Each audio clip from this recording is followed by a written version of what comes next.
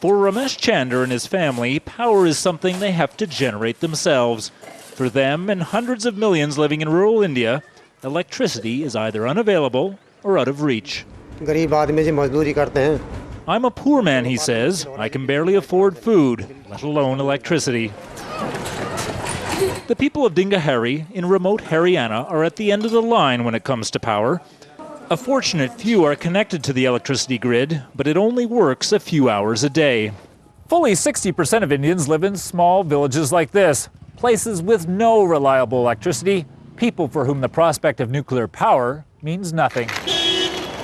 If the much-discussed civilian nuclear deal between the United States and India goes through, experts say atomic energy could eventually supply 10% of the country's fast-growing needs. Polluting coal will continue to be the nation's mainstay. But little of the new power coming on stream will find its way to rural areas, despite a government promise that everyone in India will be connected by 2010. But the villager in Haryana will always be deprived of energy or electricity, because even if the nuclear generation is there, it will be taken up by more demanding sectors such as industry or anything else. So people in Dingahari are turning to a renewable alternative, solar energy. At the same time, if you consider the cost of environment degradation, then you will find it's not much expensive.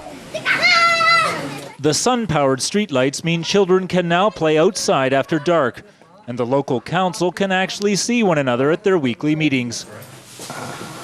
Locals who can afford it are buying their own government-subsidized solar lamps to use at home. I don't have to worry anymore, says this woman, whether there will be light enough for me to cook or for my children to study.